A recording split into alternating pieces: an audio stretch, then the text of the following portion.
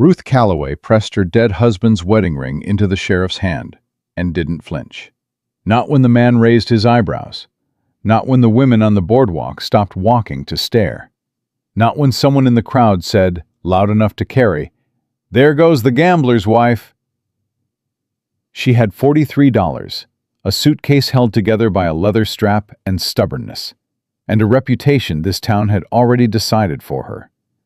She gave them nothing else to take. That was the morning everything ended. By nightfall, a stranger with 3 children and a dying ranch would change the direction of the rest of her life. If this story moves something in you, subscribe to this channel and drop your city in the comments. Let's find out how far this story travels. Now stay with me, because this is only the beginning. Ruth had been standing outside the Millhaven land office for 20 minutes before she made herself go in. She wasn't afraid. That wasn't it. She'd stopped being afraid of rooms and the men who ran them somewhere around the 3rd year of her marriage, when she'd learned that fear was something men counted on and something she could not afford to give away. What she was doing outside that door was calculating, running the numbers one more time the way her father had taught her, back when numbers were something a girl could be trusted to understand, if her father was the kind of man who trusted his daughter. The numbers hadn't changed. They weren't going to. She pushed open the door. The clerk behind the counter was young, maybe 25, with the look of a man who had been placed in a position of small authority and had mistaken it for large authority. He looked up at Ruth with the particular expression that men in small positions reserved for women who came in alone. "Help you, ma'am?" "I need to see the outstanding lien on the property recorded under Daniel Calloway, Lot 14, East Creek Road." The clerk's expression shifted. He knew the name. Of course he did. In a town of 800 people, everyone knew the name Daniel Calloway by now, even if they only knew the version the saloon had agreed upon. "You his wife?" "His widow," she said, "as of 4 days ago. So I'd appreciate the record, please." He got it. He wasn't happy about it, but he got it, and he slid it across the counter without meeting her eyes, which told her he already knew what was in it, and didn't want to be the one watching her face when she read it. She read it. She read it the way her father had taught her to read a document, which was slowly, without letting any expression cross her face, and without giving whoever handed it to you the satisfaction of knowing which line stopped your heart. Line 7 stopped her heart.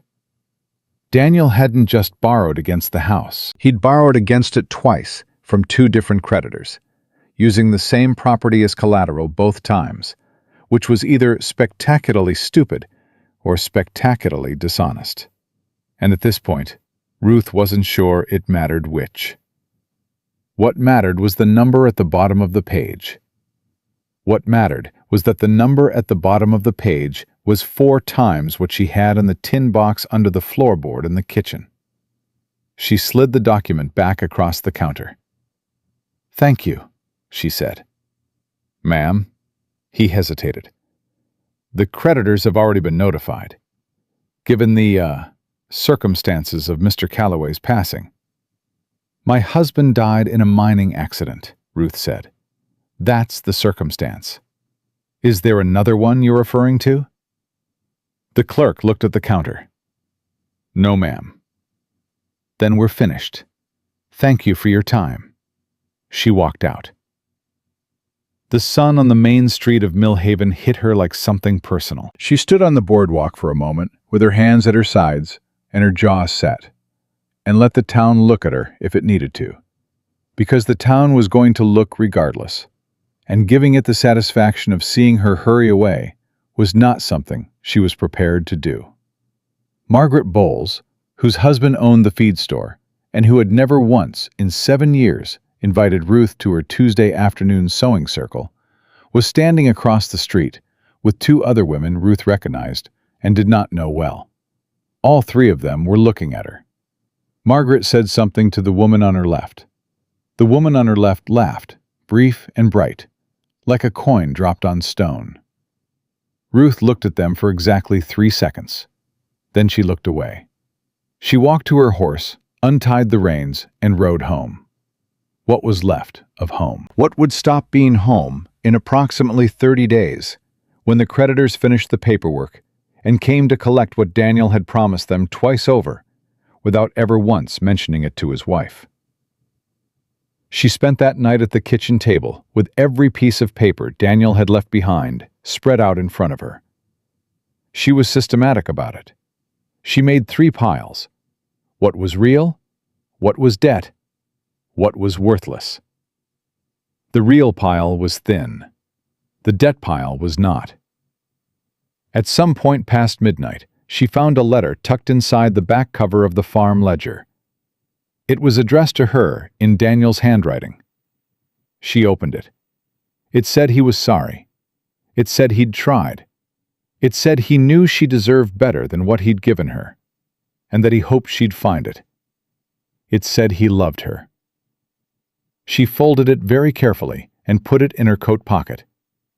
She did not cry. She had cried all those particular tears in the 3rd year of the marriage, when she'd still believed that crying about a thing meant the thing might change. She knew better now. What she knew now was that sorrow and action were different currencies, and only one of them bought anything. She sat at the table until the lamp burned low and started making a different kind of list. Not what she owed, what she could do. The list was short. She'd been working through it for 3 days when Caleb Harmon rode onto her property. She was in the yard, her sleeves rolled to the elbow, fighting with the well crank that had been sticking since February and that Daniel had never quite gotten around to fixing, when she heard the horse on the road. She heard it before she saw it, because she'd grown up on a farm and she knew the sound of a horse that was being ridden with purpose, but not in a hurry, which was a particular sound different from both panic and leisure. She looked up. The man who pulled up to her gate was perhaps 40, maybe older, with the kind of face that had been made by weather and time, and a particular kind of weight that didn't come from either. He sat the saddle the way men sat it who had grown up in it, not performing comfort, but genuinely in it, like the horse and the man had reached an agreement years ago, and were still honoring it. His clothes were clean but worn. His hat was good, but old. He had dark hair going gray at the temples, and 3 days of beard, and the kind of eyes that looked at things straight on, without flinching or looking for permission. He dismounted at the gate and stood there, hat in his hands. "Mrs. Calloway," he said. She didn't put down the wrench. "Who's asking?" "Caleb Harmon. I run cattle out of Sweetwater Valley, about 40 miles north and east." He didn't move toward the gate. "I was acquainted with your husband. Not well, but enough to pay my respects." "Daniel's been in the ground 4 days," she said. "You're late for paying respects." "Yes, ma'am, I am." He didn't make excuses for it. "I came because I have a proposition for you, a business one. I'd be grateful if you'd hear me out before you turn it down." Ruth looked at him for a long moment. Then she set the wrench on the fence post and walked to the gate. She stopped on her side of it. He was on his. The gate stayed closed between them. "You've got 5 minutes," she said. "Talk." He talked plainly. He had a ranch in Sweetwater Valley, he said. 600 acres of good bottomland with water that ran year-round, and cattle that had been building for 8 years. He'd built it himself from raw land. He had 3 children, a daughter, Eliza, 13 years old, who had been running his household since she was 9, and was carrying more than any child ought to carry. A son, Tommy, 9, who asked questions without stopping, and laughed too loud, and cried alone where nobody could see him. And the daughter, Grace, who was 5 years old and had never once in her life known her mother, because her mother had died, bringing her into the world. He stopped there for just a moment. Then he continued. He needed a wife, he said. Not the romantic kind. A practical arrangement. Someone to come to his property, manage the house, be present for his children in a way that he alone could not be.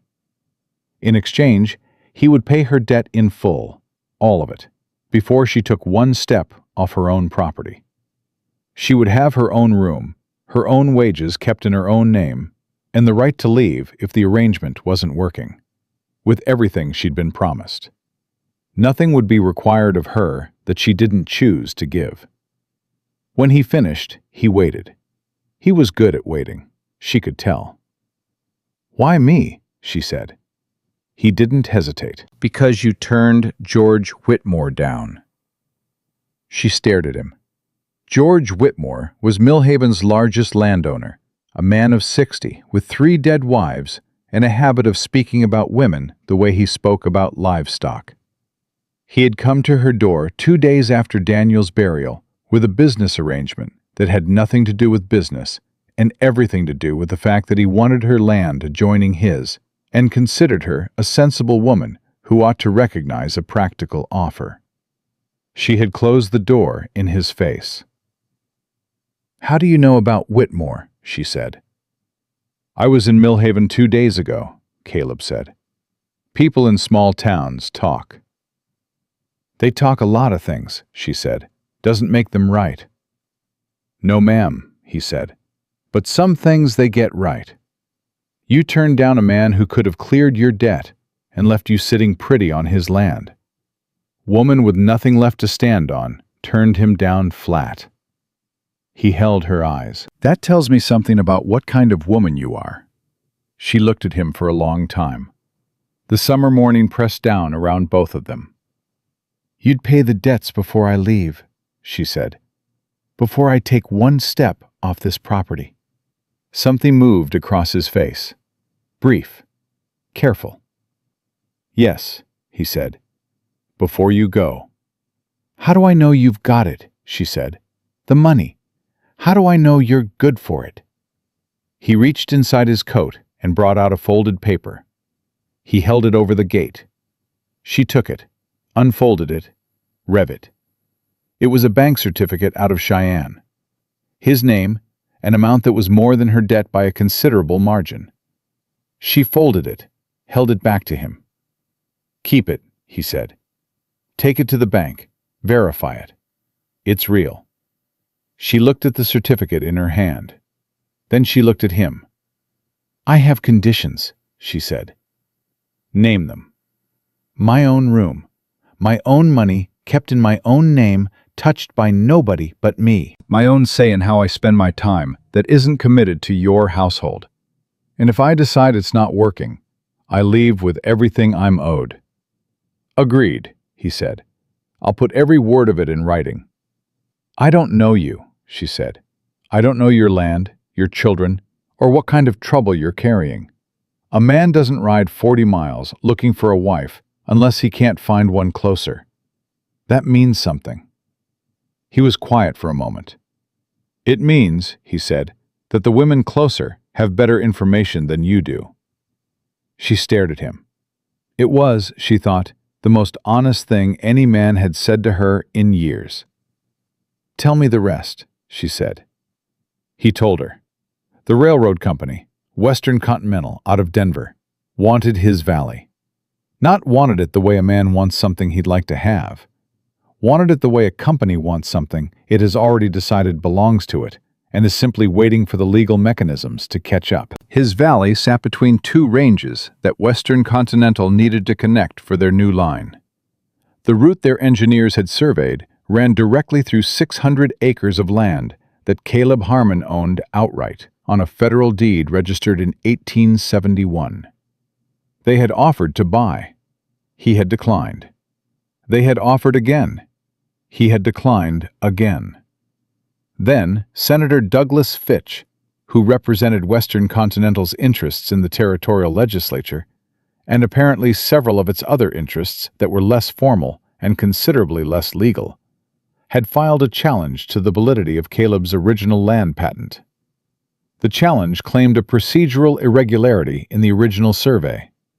It was, Caleb said, without bitterness but without illusion either, complete nonsense dressed in legal language. and it would take a lawyer and a considerable amount of time to answer. He had a lawyer. A good one, he said, in Cheyenne. But legal fights took money and time, and while the fight was happening, Western Continental's men had made it their business to make life in the valley complicated. Fences cut, cattle spooked. One of his hired hands had quit after being confronted on the road into town by two men who'd had things to say about the wisdom of working for a man with a clouded title. He'd built the house himself, he said. Same way he'd built everything. He wasn't going to hand it over because a railroad company and a senator had decided they wanted it. And you need a wife for this, Ruth said. Why? Because my children need someone, he said. Because I can't be in 3 places at once. Because Eliza is 13 years old and she has been holding that house together with both hands since she was 9, and she is going to crack under the weight of it if something doesn't change. He paused.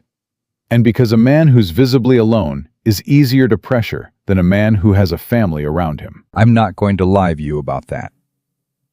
Ruth looked at him. Really looked at him. At the exhaustion under the steadiness, the weight behind the careful eyes. You should have told me all of this before you made the offer, she said. I know, he said. Would you have heard me out? She thought about Whitmore at her door, about the clerk at the land office who wouldn't meet her eyes, about Margaret Bowles laughing across the street, about the number on line 7. I don't know, she said honestly. He nodded, like that was the answer he'd expected, and had made his peace with. I'm telling you now, he said. That has to count for something. She was quiet for a moment. A hawk turned slow circles somewhere overhead. The well crank sat rusting on the fence post where she'd left it. I'll give you my answer in the morning, she said. Where are you staying? Millhaven Hotel. She nodded. He put his hat on, mounted up, and rode back down the road without another word. She watched him go. She stood at that fence for a long time after he was gone. She didn't sleep that night either. She sat at the kitchen table, with Daniel's papers still spread in front of her, and her father's old Bible open to no particular page, and thought about everything Caleb Harmon had said.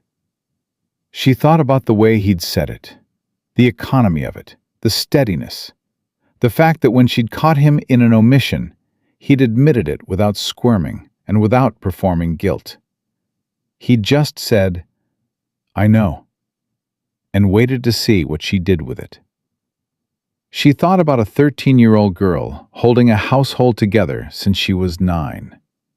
She thought about a 5-year-old who had never known her mother and who, she understood without being told, had been drawing the shape of that absence every single day in whatever way 5-year-olds draw the shapes of things they don't have words for. She thought about a 9-year-old boy who laughed too loud and cried where no one could see him.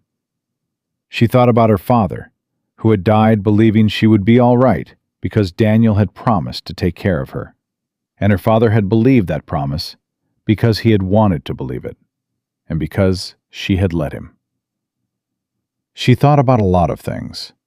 She closed the Bible at 2 a.m. and went to bed, and lay in the dark and stared at the ceiling.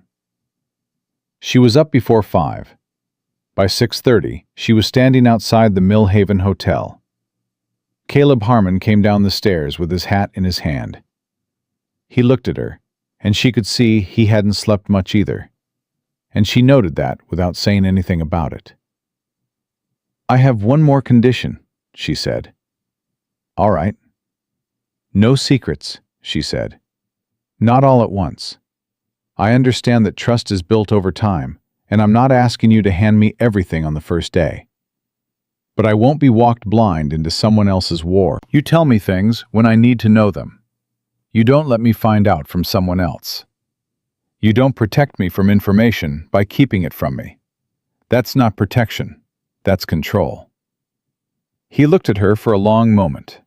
Something moved across his face. Something complicated. Yes, he said. I agree to that condition. She nodded. Then yes, Mr. Harmon, I'll marry you. He let out a breath. Not relief exactly, something in that direction. There's a judge in town, he said. We can do it this morning. Sooner you're clear of those debts, the better. The sooner the better, she agreed. I'd like to see George Whitmore's face when the liens come back paid. Something that was almost a smile moved across Caleb Harmon's face. Almost. Not quite there yet, but close enough to change it. Yes, ma'am, he said quietly. So would I. They were married before 9 in the morning in the county clerk's office with 2 strangers as witnesses. No flowers, no music. The judge read the words. They signed the paper. Caleb paid the liens in full at the bank before they walked out of the building, and Ruth stood beside him while the clerk stamped each one and felt something in her chest loosen that she hadn't known was wound tight. When it was done, she held the paid receipts in both hands and looked at them. You all right? Caleb said beside her. I will be, she said. They walked out into the morning. A group of women near the dress shop stopped talking. She recognized 2 of them from Margaret Bowles' circle. She did not look at them. She walked to her horse and untied the reins. We leave at first light tomorrow, Caleb said. North into the mountains. It's a 2-day ride. She looked at him. How far? Far enough, he said, that nobody's followed me yet. She let that sit for a moment. Yet, she repeated. He met her eyes, direct. I told you I'd tell you things when you needed to know them. You did, she said. She gathered her reins. First light, then, she said. And she rode home to pack the only things left that belonged to her. She left before the sun was up. She'd told herself the night before that she would pack her 2 bags, sleep a few hours, and walk out without looking back at anything. And she did exactly that. She packed methodically. She left the furniture, the curtain her mother had made, the iron stove that had been Daniel's mother's before it was hers. She left most of what was in the kitchen, and all of what was in the bedroom, and most of what told the story of the last 7 years. She kept her father's Bible. She kept 3 books she'd worn through twice. She kept every piece of paper that was legally hers, and a change of clothes, and the tin box, which was considerably lighter now, and the letter Daniel had left her, folded in her coat pocket. She walked out the door and tied her bags to the back of her horse and mounted without turning around. She rode about 50 yards before she stopped. She hadn't meant to. Her horse slowed on its own, the way horses do when the rider's mind goes somewhere else. And Ruth sat there in the gray early morning with the house behind her and the road ahead and let herself look back once. Just once. The house sat low and plain against the pale sky. She'd planted the roses along the south fence herself the first summer. They were still there, climbing the posts, pink and stubborn and indifferent to everything that had happened inside those walls. She looked at them for a count of 3. Then she clicked her tongue, nudged her horse forward, and didn't look back again. Caleb was waiting at the crossroads half a mile north of town, just as they'd agreed. He had 2 horses with him, his own and a pack animal loaded with supplies. He looked like a man who had been there a while and had used the time to be still. He didn't comment on the fact that she'd stopped on the road. Maybe he hadn't seen it. Maybe he had and understood. Either way, he simply nodded when she rode up. Ready? He said. Ride, she said. They rode north. For the first hour, neither of them said much. The road was wide and the morning was cool, and Ruth was working through the arithmetic of what she'd done. She was married. She was leaving the only county she'd ever lived in. She was riding toward a place she'd never seen, with a man she'd known for 48 hours. The logic of it didn't hold up well under examination. But logic hadn't been doing her much good lately, And at least this road was going somewhere. Caleb broke the silence somewhere in the second hour. "You ride well," he said. My father taught me. "He teach you to shoot, too?" She glanced over. Why? "Not a threat," he said. "Just useful to know out where we're going." Yes, she said. He taught me to shoot. He nodded, satisfied. "Good." She let that sit for a moment. Then she said, Tell me about your children, the real versions, not the ones designed to make me feel comfortable. He was quiet for a moment. Then he said, "Eliza runs the house like she built it. She's 13, and she's been the woman of that family for 4 years, and she knows it, and she is not interested in being relieved of it by a stranger." He paused. "She's going to be your hardest problem." I know, Ruth said. What else? "Tommy talks from the moment he wakes up until the moment he falls asleep, and sometimes after. He asks questions that don't have answers and demands answers anyway. He accepted the idea of me looking for someone faster than his sister did." A pause that carried weight. "He still cries at night sometimes. I can hear him through the wall. He doesn't know I can hear him." Ruth looked at the road ahead. "And Grace," she said. Caleb was quiet for longer this time. "Grace was born the same night her mother died," he said. She doesn't have a single memory of Margaret. What she has is the space where Margaret should be, and she's been filling it in the only way a 5-year-old knows how." He stopped, started again. She draws, in the dirt, in the dust on the windowsill. Always the same thing. A woman's shape. No face. Ruth said nothing. There was nothing to say that wouldn't be smaller than what he'd just told her. "She'll fill in the face," Ruth said finally, "when she's ready, and not before. Don't rush her." Caleb looked at her. A long look. Then he turned back to the road. "No," he said. "I won't." They rode in silence for a while, and this time the silence felt like two people thinking about the same kinds of things from different angles, which was a different kind of silence entirely than the one they'd started the morning with. Then from somewhere behind them on the road, Ruth heard hoofbeats. She didn't look back right away. She counted them first. 2 horses, moving fast and gaining. "Caleb," she said. "I hear them," he said. He didn't speed up. He didn't reach for anything. He shifted in the saddle in a way that told her he'd heard this sound before and had already decided how to respond to it. The 2 riders came up hard and pulled even with them. Range clothes, blank expressions that had been paid for. "Harmon," the first one said, not a greeting. "Wade," Caleb said. "Senator Fitch wanted us to pass along his regards, and his reminder that the preliminary survey hearing is set for the 1st of September. "I know the date," Caleb said. "He wasn't sure you did, given how far back in those mountains you keep yourself." Wade's eyes moved to Ruth, stayed there a beat too long. "Didn't know you'd remarried." "Didn't ask your opinion on it," Caleb said. Wade tipped his hat at Ruth, with a gesture that managed to be polite and something else entirely at the same time. "Ma'am, welcome to the territory. Hope your stay is comfortable." "We're passing through the territory," Ruth said, "on our way to our property. So you can pass that along to Senator Fitch, along with his regards." Wade looked at her, something recalibrated behind his eyes. "Everything in that valley is the senator's concern, ma'am. That's the part Mr. Harmon keeps having trouble remembering."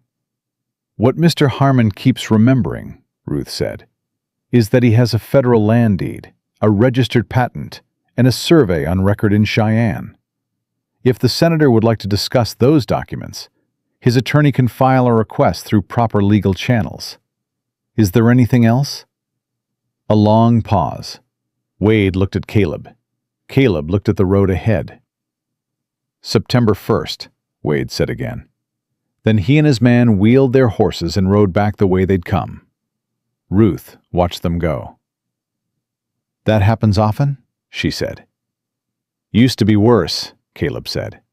"They're being careful since I got the federal certificate. They know I'll document everything." "They're also testing me," she said, "seeing what kind of woman you married, whether I'm the kind who can be used as pressure." Caleb looked at her. "Are you?"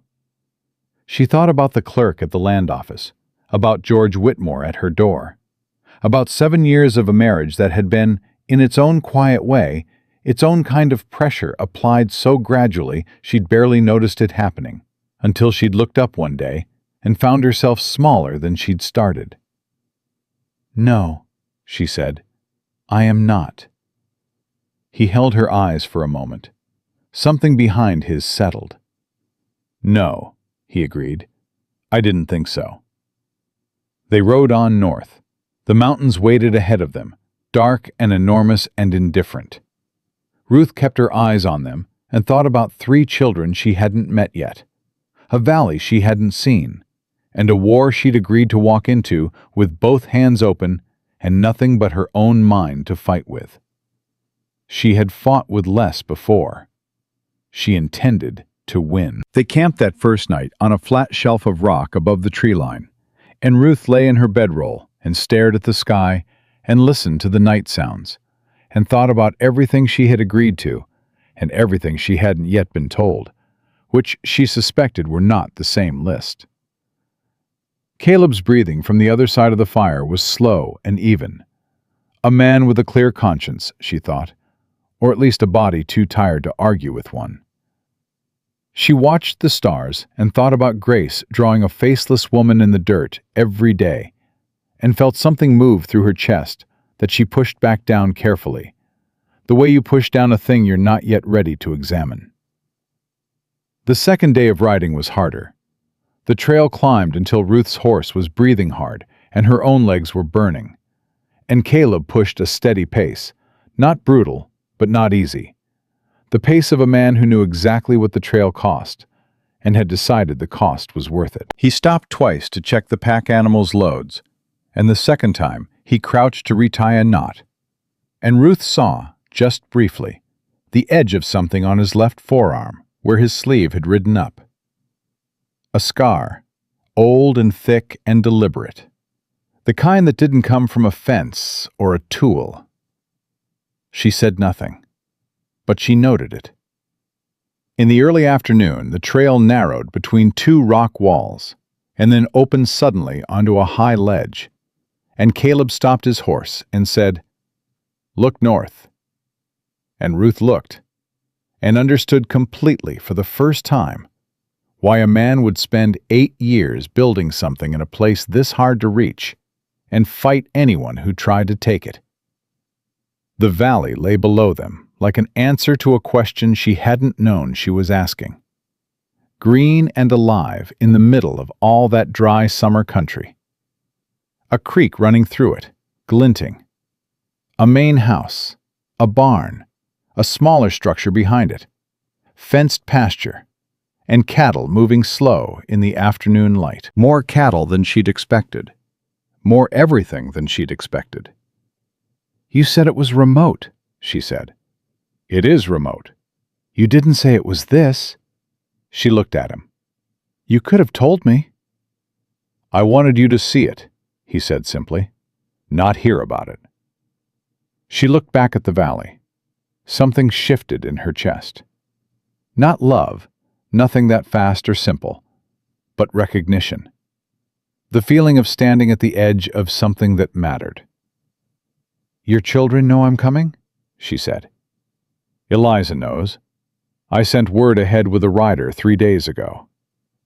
"And the younger ones?" "Tommy knows someone might be coming. Grace knows what Eliza tells her, which means she knows what Eliza decided to tell her, which I don't know yet." Ruth looked at him. "You're telling me your 13-year-old controls the information in your household?" "She controls most things in my household," he said.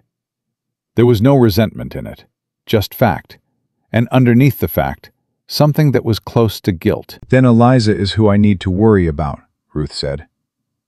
"Yes, ma'am," Caleb said. "She is." They came down into the valley in the late afternoon, and before they'd crossed the creek, Ruth saw the girl. Eliza Harmon was standing at the fence line near the barn, with her arms crossed and her weight on her back foot, and an expression on her face that Ruth recognized immediately and completely, because she had worn it herself at various points in her life. It was the expression of someone who has been responsible for too much, for too long, and has not yet decided whether the person riding toward her is a threat or a solution, and is leaning toward threat. She was tall for 13, dark-haired like her father, and she did not move when they rode up and dismounted. A young hired hand, maybe 17, came and took Caleb's reins without being asked.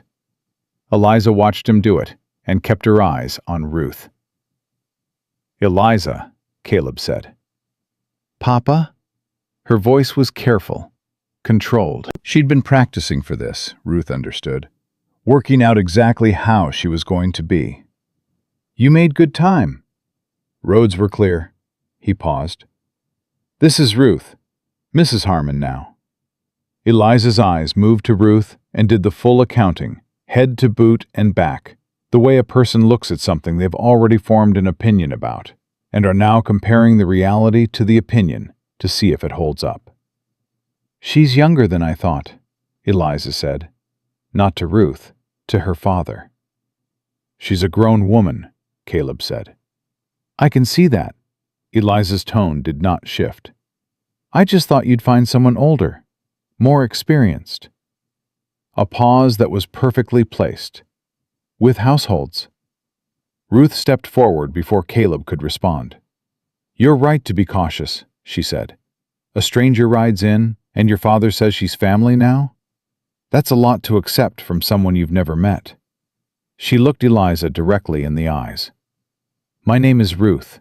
I'm not here to take over anything you've built, and I'm not going to pretend I know your house better than you do. But I'm here, and I'm hoping we can figure out how to make that work." Eliza looked at her, not softening, not hardening, just looking. The look of a smart person deciding whether to believe something. "Tommy's inside," she said finally, flat as stone. "Grace is in the barn." Then she turned and walked toward the house without another word. Caleb exhaled beside Ruth. "That went about as well as I expected," he said. "Did it? Last time I brought someone out here to meet her, she didn't speak for 3 days." Ruth looked at him. "There was a last time?" "About a year ago, a woman from Laramie, a widow. Good woman." He kept his eyes on the barn. Eliza was polite and helpful, and completely immovable. And the woman left after 4 days and sent a very gracious letter declining the arrangement. Ruth filed that away. She would examine it later. "The barn," she said. "Grace." She walked to the barn alone. She didn't ask Caleb to come with her because she already understood, without being told, that this was something that needed to happen without the weight of his watching. Inside the barn, behind a stack of hay bales, a small girl was sitting with a calico cat in her lap, and both hands pressed flat against the cat's sides, the way children hold animals when they're using them as ballast. She had her father's dark hair and eyes that were too large and too careful for a 5-year-old's face. And she looked at Ruth without running, which Ruth noted and was grateful for. Ruth sat down on the hay bale across from her, not too close, not reaching, just sat, the way you sit with something that startles easily. "Is that your cat?" she said. Grace looked at the cat, looked at Ruth, nodded. "What's her name?" A long pause. Then, so quiet it was barely sound at all. "Clover." "That's a good name," Ruth said. "She looks like something that grows in good soil." Grace pulled the cat slightly closer. Didn't smile, didn't run.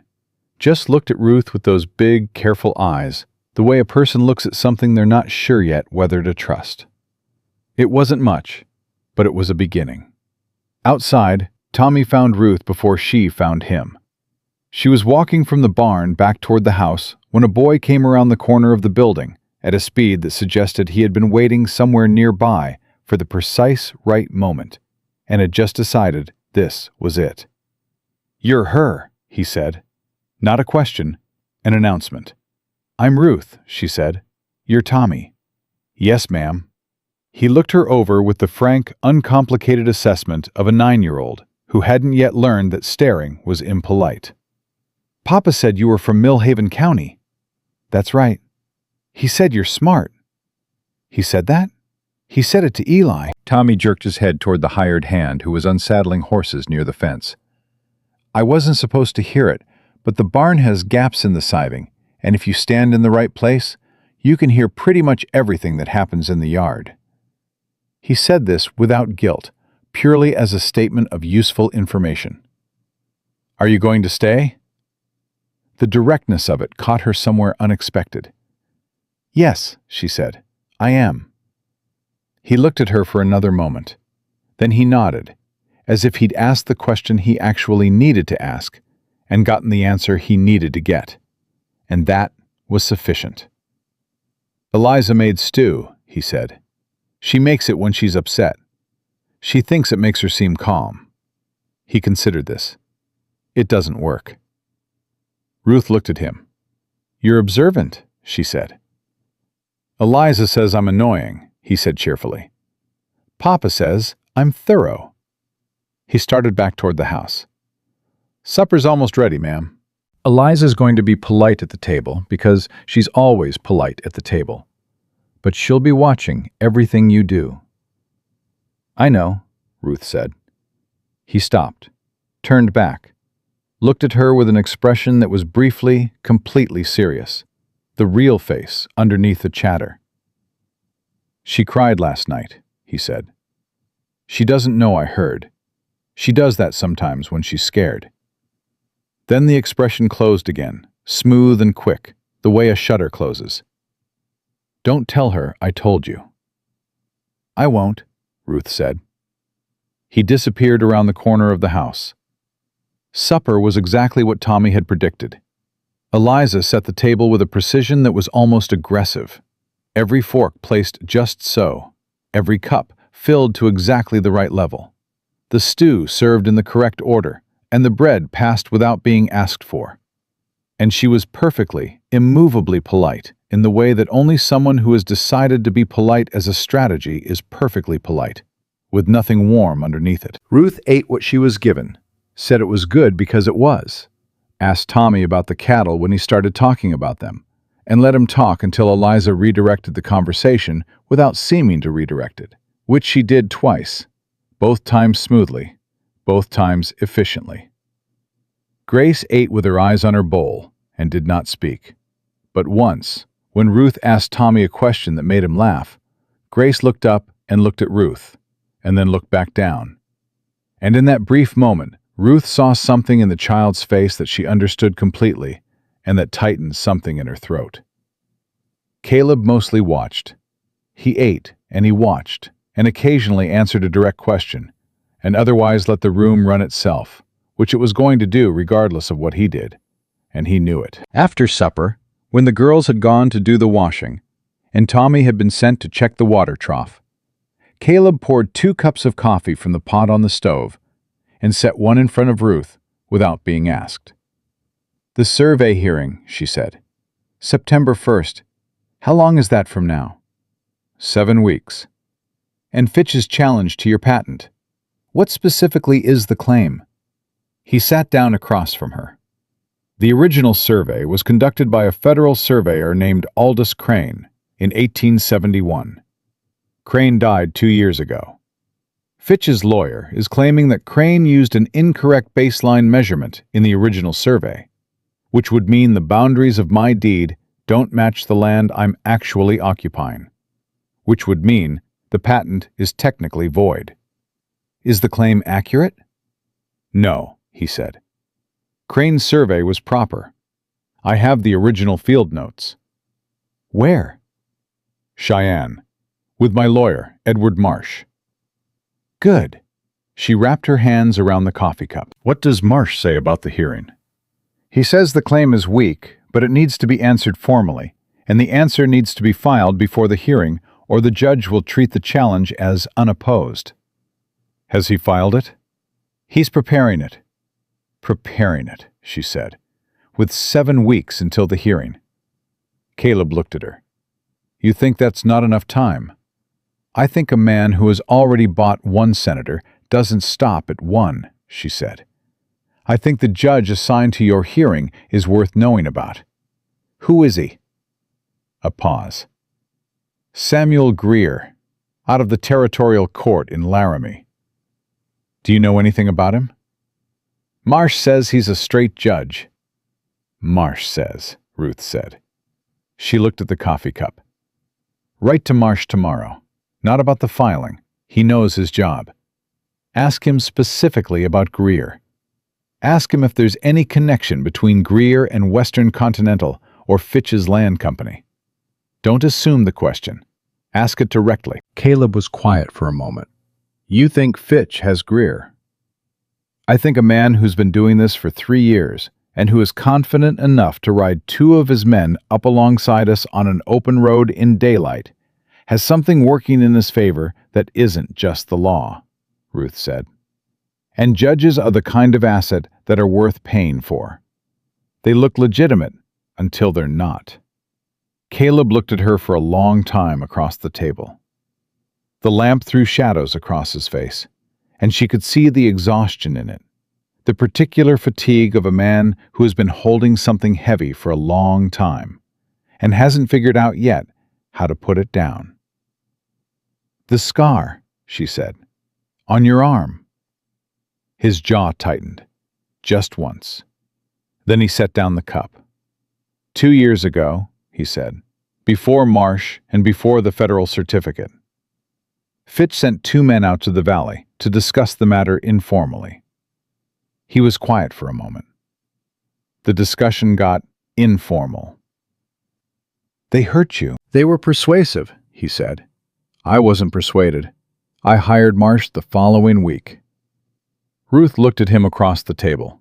This man, who had built something real in a hidden valley and had been threatened and cut and had held on anyway. Who had ridden 3 days to find someone steady enough to stand beside him and had been honest with her, as honest as he'd known how to be, which was more honest than most. You should have told me all of this before I agreed, she said. Yes, he said, I should have. Would you do it differently, if you could? He met her eyes. Yes, he said, I would have told you everything at your gate, and I would have understood if you'd turned me down. She was quiet for a moment. I'm not going anywhere, she said. I want to be clear about that. I didn't come here to leave when it gets difficult. That's not who I am. Something in the room shifted. Something settled, like a door finally closing against a wind that had been blowing through it too long. Get some sleep, she said. Both of us should.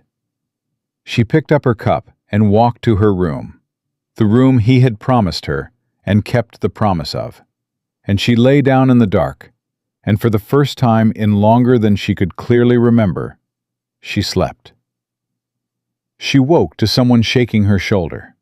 Not roughly, carefully, the way a child shakes someone awake when they're frightened, but trying not to show it.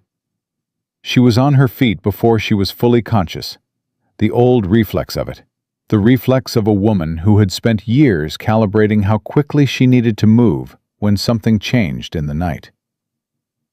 Tommy was standing in her doorway, barefoot, with his hair pushed up on one side from the pillow. His face was doing everything it could not to look afraid, and not entirely succeeding. It's Grace, he said. She's burning up. She's been hot since supper, and I thought she'd just go to sleep and be better. But she's not better. Ruth was already moving past him. She pressed her hand to Grace's forehead and felt the heat come off the child, like something that had been building for hours. Too high. Not crisis, not yet, but the kind of fever that got worse before it got better, if you let it run. Caleb, she called, not loud, but sharp. He appeared in the doorway in seconds, barefoot, reading the situation without being told. "How long?" he said. "Tommy says since supper. That's 3 hours at least." She was already checking the child's breathing, her throat, the color under her fingernails. "She needs the fever broken now. Do you have willow bark, cold water, clean cloths?" "Eliza knows where everything is," he said. "Then wake her." He was gone. Ruth stayed with Grace, keeping her voice low and steady, talking to the child even though Grace's eyes were half open and glassy, and she was only partway in the room. "I've got you," Ruth said. "You're all right. I've got you." Grace's small fingers found her wrist, wrapped around it. The grip was stronger than Ruth expected.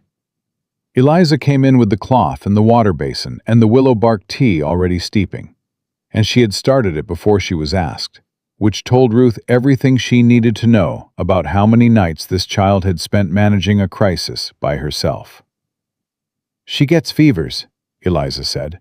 Her voice was flat, but her hands were efficient and sure. "She always has. They come fast and they go fast, but in between, they're bad." She wrung a cloth, handed it to Ruth. "Mama used to." She stopped.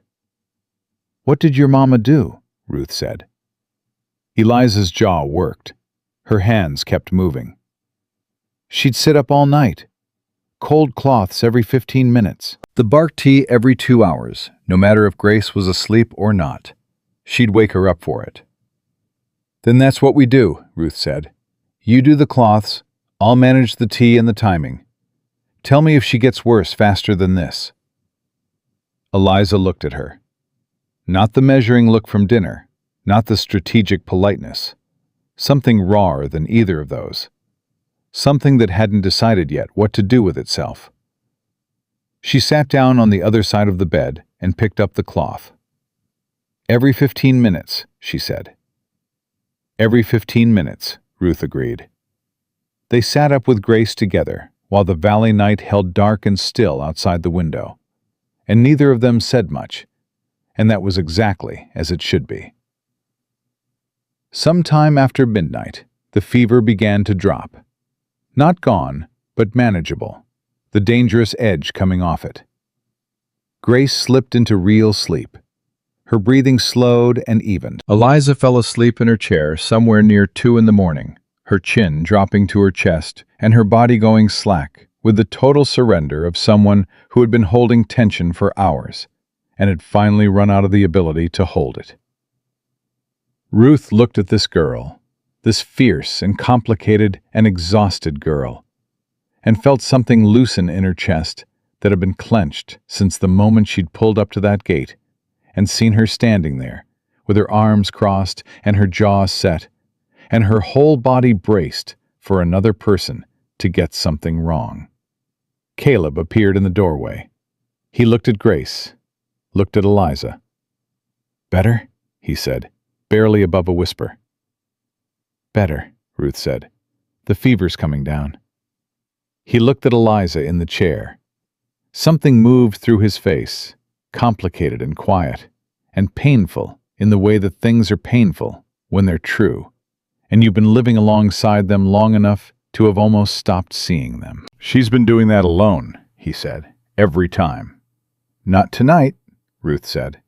He held her eyes for a long moment across the small, dim room, with his youngest daughter breathing easier in the bed between them, and his oldest daughter finally asleep in the chair.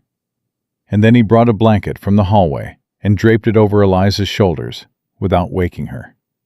He went back to his room. Ruth stayed until morning. She was still in the chair, her own eyes heavy, when the first gray light came through the window, and Grace stirred and opened her eyes and looked at her. Grace looked at her for a long time with those careful eyes. Then she said, her voice rough from sleep and fever both, "You stayed." "I did," Ruth said. Grace considered this with the seriousness of a child who weighs things. Then she turned over, tucked the calico cat tighter under her chin, and went back to sleep. Ruth sat in the chair in the gray morning light and felt the full weight of where she had landed. And for the first time since she'd ridden away from that house in Millhaven with its climbing roses and its empty tin box, she did not feel the need to calculate a way out. She was here. For now, that was enough.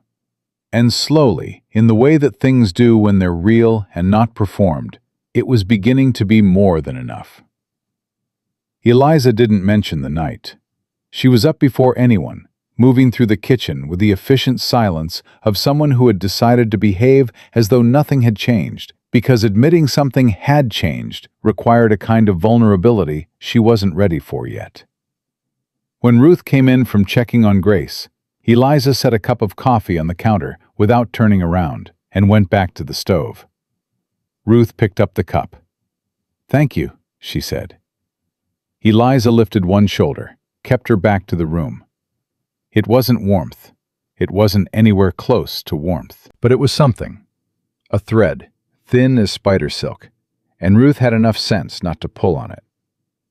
Grace came to breakfast wrapped in her quilt, with Clover the cat tucked under one arm, and sat across from Ruth and ate her oatmeal without speaking.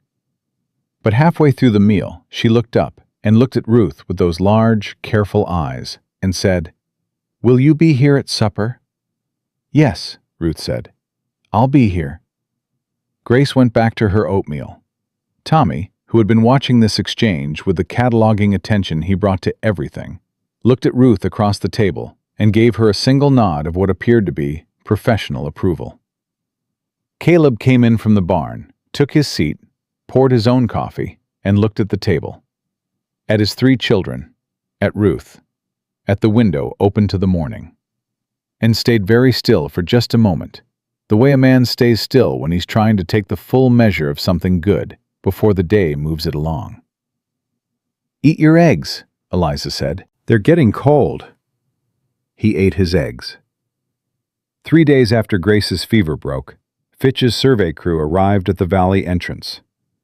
Ruth was in the kitchen garden when she heard Caleb's voice shift. She had been learning his registers the way you learn a new language, not from a book, but from living inside it. And she knew by now that the voice he used for the children was different from the voice he used for Eli, the hired hand, which was different from the voice he used when something was wrong. The voice she heard now was the wrong one, low and final, like a door being shut from the inside. She wiped her hands on her apron and walked around to the front of the house. There were 4 of them. A surveyor with a tripod and a leather case of instruments, nervous-looking, with ink stains on his fingers, and the expression of a man who wished he were doing something else. 2 range riders she recognized from the road, and Wade, who had ridden up on them the first morning, sitting his horse at the front with a document in his hand and the specific confidence of someone who has been told he's in the right. Caleb stood between them and the property line with his arms easy at his sides. He wasn't reaching for anything. He didn't need to. His stillness was its own statement. "Legal survey order," Wade said, "signed by the county clerk this morning." He held up the paper. "We have the right to conduct a boundary survey of the northern ridge and the water access points as part of the contested claim proceeding." "Let me see it," Ruth said. Wade looked at her the way he had on the road, the look of a man recalibrating in real time, deciding how seriously to take something that had surprised him by existing. She walked forward and held out her hand, not asking, stating. He handed it over. She read it the way her father had taught her to read anything that someone wanted her to sign or accept or act on, which was slowly, from the first word to the last, without letting the person who handed it to her rush her through it or make her feel that taking her time was an imposition. She read every line. She read the authorizing signature, the date, the scope description, the boundary references, and the specific language of the permitted area. Then she looked up. "This order covers the northern ridge above the second tree line and the primary water access point at the creek's north fork," she said. It does not cover the bottomland, the south pasture, the residential structures, or the creek below the fork. She held Wade's eyes. You'll conduct your survey on the north side of the fork. You will not cross onto the bottomland. You will not approach the barn, the house, or the south fence line. If any member of your crew sets foot inside those boundaries, I will ride to the federal land office in Cheyenne myself and file a complaint for trespass and survey misconduct before you've packed your instruments. She paused. Is that clear? Wade stared at her. The surveyor looked at his boots. The two range riders looked at each other. She's right, the surveyor said quietly, not meeting anyone's eyes. The order only covers the ridge and the North Fork access. I said so this morning before we left, and I'm saying it again now. A long silence. Wade looked at Caleb. Caleb looked back at him with an expression that said nothing and meant everything. You heard, Mrs. Harmon, Caleb said. Wade held Ruth's eyes for a count of 3. Then he turned his horse toward the north ridge. The surveyor followed, and the range riders brought up the rear without looking back. Ruth handed the document to Caleb. Where'd you learn to read a survey order? He said. I learned to read everything, she said. When you don't have money or connections or a husband who can manage things for you, you learn to read what's put in front of you before you agree to anything. She turned back toward the garden. I'd like to know everything that surveyor documents today. Can Eli follow them from a distance and note the positions? I'll send him, Caleb said. She was halfway back to the garden when he said her name. She turned. He was standing where she'd left him, the document in his hand, looking at her with something on his face that she hadn't seen there before. Not gratitude exactly. Something more complicated than gratitude. That mattered, he said. What you just did. It was a piece of paper and a clear head, she said. Don't make it bigger than it was. It was bigger than it was, he said. She went back to the garden. She was smiling where he couldn't see it, and she let herself have that. Just barely. Just enough. That evening, Caleb came in from the ridge with a look in his eyes that she had also learned to read. Not panic. The tightening around his eyes that meant something had shifted, and he was working out how bad. They found the secondary spring, he said. He came to the table and sat down and put his hands flat on the surface. On the north ridge, inside my boundary line. I never included it in the original federal survey because it was on my land and I didn't think I needed to document every water source separately. And now Fitch's surveyor has documented it, Ruth said. If his lawyer argues it's a distinct natural resource, not specifically described in my patent language, he can file a separate claim on it. The spring feeds into the North Fork. If Fitch controls the spring, he controls the water access to the high grazing. Can he win that argument? Caleb was quiet. I don't know, he said. The fact that he said it straight out, without hedging it into something less frightening, told her exactly how serious it was. Write to Marsh tonight, she said. Not tomorrow. Tonight. Tell him everything the surveyor documented, every position Eli noted, every flag they planted, time and location. Date it, tonight. She paused. And ask him directly about Greer, whether Greer has any connection to Fitch's Lamb Company or Western Continental. I already told you Marsh says Greer is a straight judge. Ask him again, she said. More specifically, ask him where Greer's financial interests are held. Ask him if Greer has ruled on any Western Continental matters in the last 3 years, and which way he ruled. She held his eyes. Corrupt men are consistent. They leave a pattern if you know what to look for. Caleb looked at her for a long moment. You think Fitch has Greer? I think Fitch has been doing this successfully for a long time, she said. Men who succeed at that kind of work don't rely on being smarter than everyone. They rely on having the mechanism in place before the other person knows there's a mechanism. A judge is a mechanism. She paused. Ask Marsh. He got up and went to the desk in the corner of the room and started writing. Ruth poured herself the last of the coffee and sat at the table and listened to the scratch of the pen and thought about everything she didn't yet know and everything she was beginning to understand. It was Eliza who came and stood in the doorway when Caleb had nearly finished the letter. She had a lamp in her hand and the look of someone who had been standing there for long enough to hear more than she'd planned to. Her jaw was set. Her eyes were moving between her father and Ruth with an expression that was not the strategic politeness of the dinner table or the raw exhaustion of the fever night. It was something else, something that had decided. "I was on the ridge this afternoon," she said, "checking the upper pasture fence. I saw the surveyor's crew." She came fully into the room. "I know where they planted every flag. I wrote them down." She put a folded piece of paper on the table. "Times, too. Eli can confirm the positions, but I was closer." Caleb set down his pen. "Eliza," he said, "careful. The way you are careful with something you're grateful for and also frightened by." "I know what losing this valley means," she said. "I've known for 2 years. You think I don't hear things?" Her voice was not angry. It was the voice of someone stating what they know.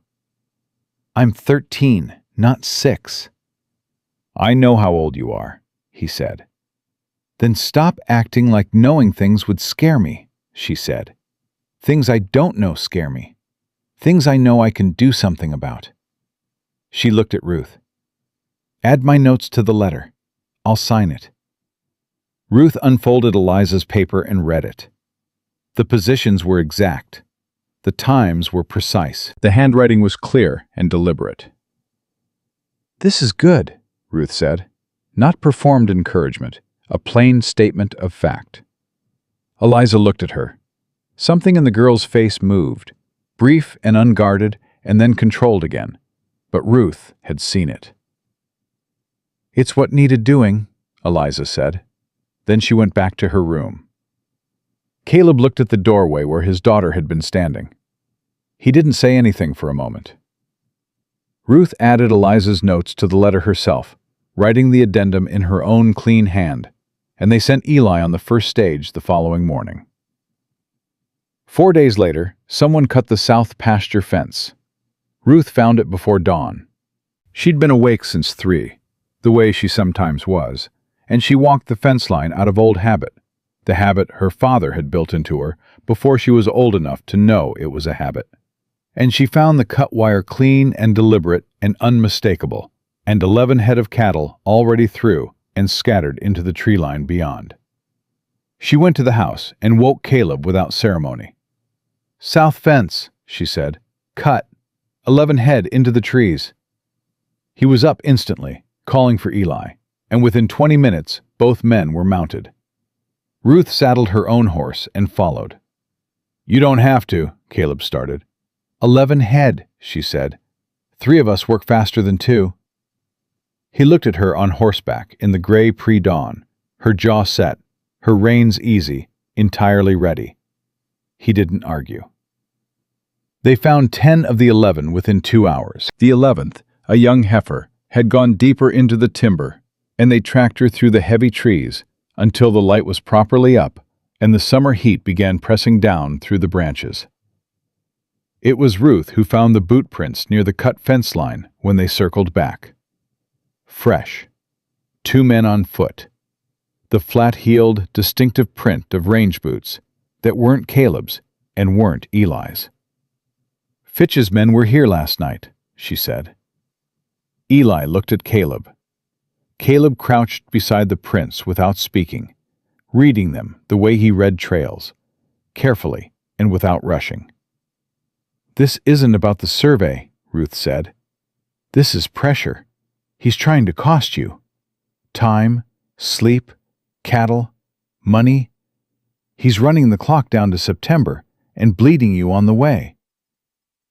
"I know what it is," Caleb said. "Then we need to change something," she said. "Because if we only react, he'll keep coming. Different fence, different night, different way to wear you down." She paused. "We need to take the pressure off before September. The only way to do that is to give Marsh grounds for an emergency filing. Something that goes above the county level, to federal jurisdiction." Caleb stood. "Cut fences aren't enough. Trespass at night on posted land is," she said. "Especially combined with Eliza's survey documentation and the incident on the road the first morning. It's a pattern. Marsh can argue coordinated harassment of a federal patent holder." She looked at him steadily. "I'll write the incident report myself. Every detail. If Marsh can get a federal judge to issue a restraining order against Fitch's men entering the surrounding land before September, we take the mechanism away from him." Eli was watching them both with the expression of a young man witnessing something he hadn't expected to see in the same place. Two people thinking in the same direction, at the same speed. Caleb said nothing for a long beat. Then he said, "I owe you an apology." Ruth looked at him. "For what?" "For thinking I was bringing you here to manage a house," he said. His voice was even, but there was something underneath it. "That's not what you are." She held his gaze. She thought about 7 years of a marriage that had required her to be smaller than she was.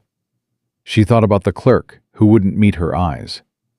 She thought about George Whitmore at her door, looking at her land and calling it a practical offer. "Write to Marsh," she said. "I'll have the incident report done before supper."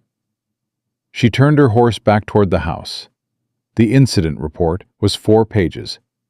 She wrote it the way she wrote everything that mattered, which was precisely, without embellishment, with every fact in its right order and every detail that would answer the question a skeptical reader would ask before they got to ask it. She dated it. She noted the weather conditions. She described the boot prints with enough specificity that a man who knew tracks could verify them. And she referenced Eliza's survey notes from 4 days prior by date and attached them as a supplementary document. When Caleb read it, he was quiet for a long time. "You wrote this from memory," he said. "I was there," she said. "I remember things I see." He set it down. He looked at her. "The last line," he said, "about Greer." She had written, at the bottom of the final page, a single additional observation. That in her assessment, based on the pattern of Fitch's operations and his evident confidence in the outcome of the September hearing, it was worth examining whether Judge Samuel Greer had financial connections to Western Continental or its associated land companies, and that this examination ought to happen before the hearing date rather than after. "You're asking Marsh to look at a sitting judge," Caleb said. "I'm giving Marsh information and letting him decide what to do with it," she said. "There's a difference. If you're wrong—" "If I'm wrong, Marsh ignores it, and we've lost nothing," she said. "If I'm right, and we don't say it, we walk into that hearing against a mechanism we knew about and chose not to address." She paused. "I don't believe in bringing a slingshot to a cannon fight." Caleb looked at her for a moment. Something in his face shifted. Something almost arrived that wasn't quite there yet. "Where did you get that?" "My father said it every time someone tried to argue with a county assessor using politeness instead of paperwork," she said. And Caleb Harmon, for the first time since she had met him, smiled. Not the almost smile she had been catching the edges of for days. A real one, brief and unguarded, gone almost before it fully arrived, but real.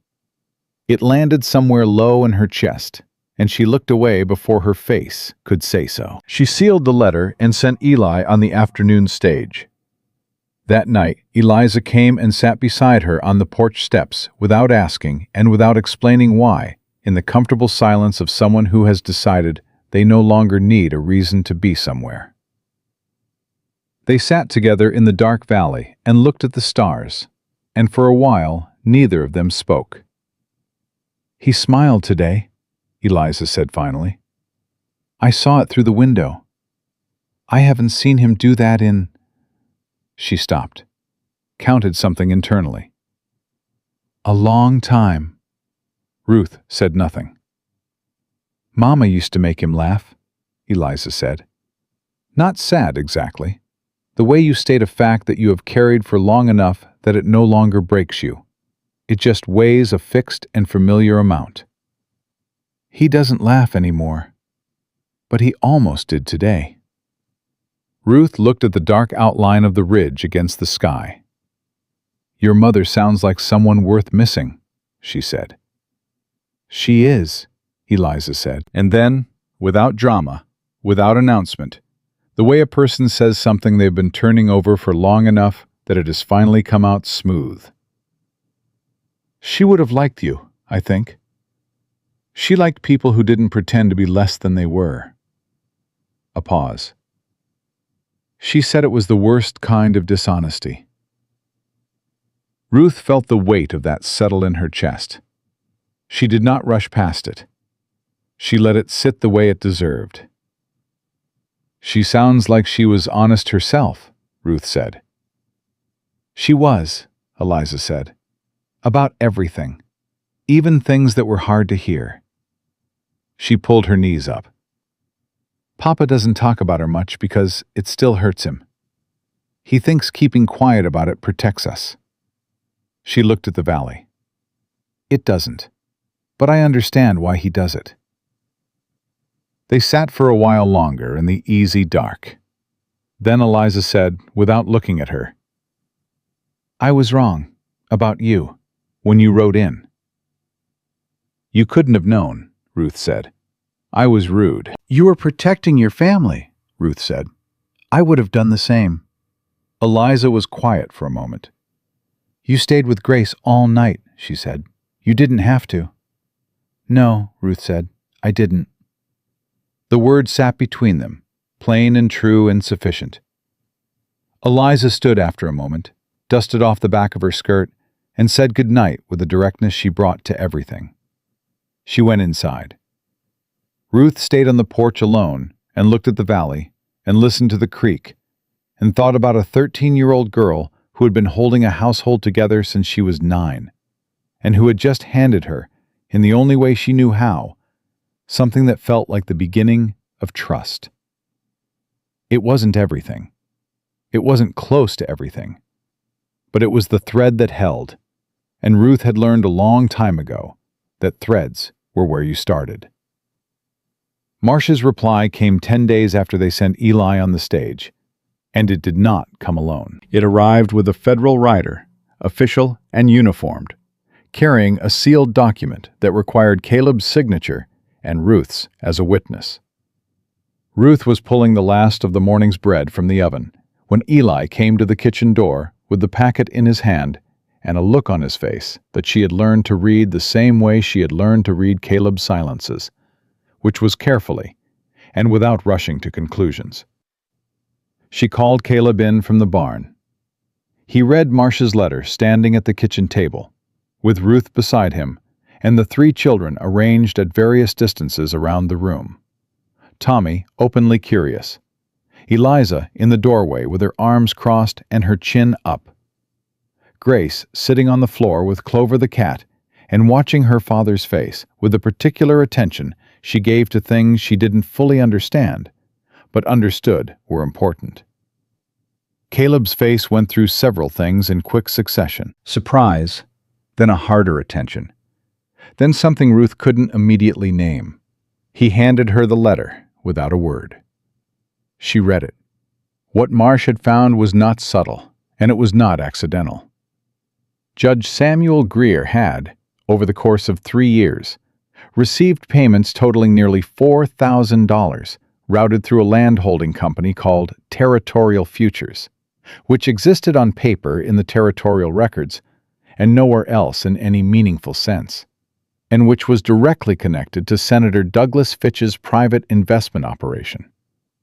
3 payments, each 6 months apart, each documented in the territorial bank records that Marsh had spent 10 days quietly examining through a contact at the federal comptroller's office in Denver. Marsh wasn't going to argue around Greer anymore. He was going to remove him. The formal document the federal writer had brought was an application for judicial review, which meant Greer had been formally flagged to the territorial chief justice. It meant the September hearing could not proceed under Greer's authority while the review was pending. It meant that Fitch had just lost the mechanism he had been depending on, the quiet assurance that the man sitting behind the bench on the 1st of September would see the case the way Fitch needed it seen. It meant they were winning. "He found it," Caleb said. "He found it because we told him where to look," Ruth said. Tommy made a sound that was halfway between a cheer and an explosion of relief. Eliza uncrossed her arms. Grace looked at her father's face and watched it change, and then looked at Ruth's face and watched it stay steady. And something in the child's expression settled, the way a child settles when the two adults they are watching both know what they are doing. The federal rider waited while Caleb signed and Ruth witnessed. Then he rode back out of the valley, and they stood in the yard, holding the copy of the document, and looked at each other. "It's not over," Ruth said. "Removing Greer from the hearing doesn't end the patent challenge. Fitch will find another angle." "I know," Caleb said, "but it changes the mathematics considerably." "It does," she said. "It means Fitch has to start over on the legal side. Whatever judge gets assigned next won't have 3 years of preparation behind him, won't have been told what verdict to reach before the first argument is filed." She paused. "And Fitch knows that we know about Greer now. That changes how he moves." Caleb looked at her. "He'll escalate." "Yes," she said. "He will." She was right. The escalation came 4 days later, not through lawyers or riders or nighttime fence cutting, but in the form of Randall Fitch himself. Senator Douglas Fitch rode into Sweetwater Valley on a Tuesday morning with 4 men behind him, and all the physical confidence of a man who has spent 30 years getting what he wanted, and has begun to mistake that record for a law of nature. He was perhaps 60, broad across the shoulders, with the kind of face that had been handsome and authoritative once, and still traded on both. And he sat his horse in the yard in front of Caleb's house as though the yard already belonged to him, and he was simply allowing its current occupants the courtesy of witnessing the transition. Caleb came out of the barn. Ruth came to the porch. Eliza appeared behind Ruth without being asked, and Ruth put one hand back without turning around. A small gesture. "Stay there." And Eliza stayed. "Harmon," Fitch said. His voice was the voice of a man accustomed to rooms going quiet when he entered. "I think it's past time we had a direct conversation." "We could have had that conversation 2 years ago," Caleb said. "You sent men with other ideas instead." Fitch's expression didn't shift. "Regrettable. Done without my full knowledge." "Done with your money," Caleb said. "I've come to make a fair offer," Fitch said, moving past it the way a large river moves past a stone. "Market value for the North Ridge water rights and the Eastern Grazing Corridor. You keep the valley, the house, the bottomland, the herd. We're neighbors and nothing more." "You broke into my lawyer's office," Caleb said. "That's a serious accusation." "You put paid men on a public road to intimidate my wife on her first day in this territory." "Wade was passing along a professional courtesy," Fitch said. "Nothing more." His eyes moved to Ruth, measured, deliberate, the look of a man assessing an unexpected variable. "Mrs. Harmon, I've heard about you. Came up from Millhaven County, I understand. Married in some haste."